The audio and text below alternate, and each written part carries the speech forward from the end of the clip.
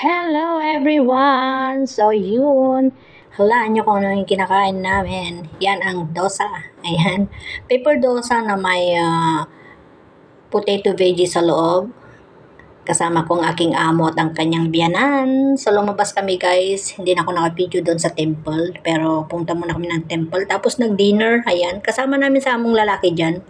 Pero nahuli siya dahil wala siyang parkingan, naghanap ng car park. So, yun, tapos na kami kumain, guys. So, habang baba kami ng kinain, naglakad-lakad muna kami ng mga amo ko kasama si Ai. Ayan, ang nanay ng aking among lalaki. So, yun, may nakita kaming bilihan. Ayan, mag-shopping-shopping muna kami, guys. So, yan, nangunguna si amo, syempre, hindi yan magpapahuli pag shopping-shopping. Ayan, so, dito yung tinatawag na, na doon sa mga Little India, guys. Maraming mga souvenirs kayong mabibili dyan. Mga mura, ayan, mga naka-sales. Ayan, so mga pang pasalubong pag umuwi kayo ng Pinas or ng ibang bansa sa inyo, ayan. So, since si Ai ay babalik na ng India next month, so yun, mamimili na rin kami ng konti. Ayan. So, marami dyan sa loob, guys. Kasama namin si among babae. Ayan. Nakabili kami, guys, ng mirror. Ayan, from Singapore. So, yun. Bibili din kami ng mga bag. Ayan, from Singapore. So, mga souvenirs, guys, yung mga binibili namin dyan. May mga tatak na Singapore. So, actually, doon sa India is mahirap din doon ang mga plastic bags.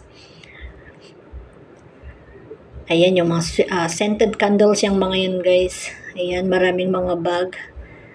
Ayan, yung magbiyanan. Hindi pa sila tapos namili. Habang ako yung nagbibideo-video.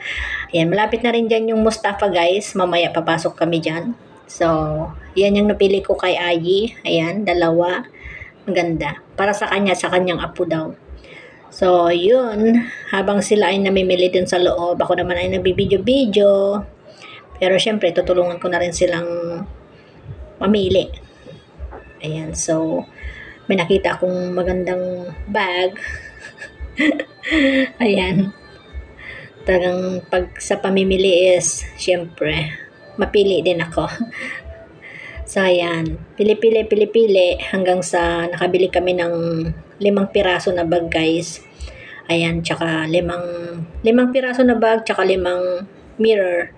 So, yun, lumabas na kami doon kasi nakabili na kami, nakabayad na kami. Yan, papasok kami dyan ngayon sa Mustafa. Ang Mustafa, guys, ay 24 hours yan na shopping mall dito. Indian shopping mall, ha, dito sa Singapore. Yan ang pinakauna-unahang, pinakamalaking India shopping mall na 24 hours dito sa Singapore. Ayan, matagal na nilang, partner dito sa Singapore, ang Mustafa.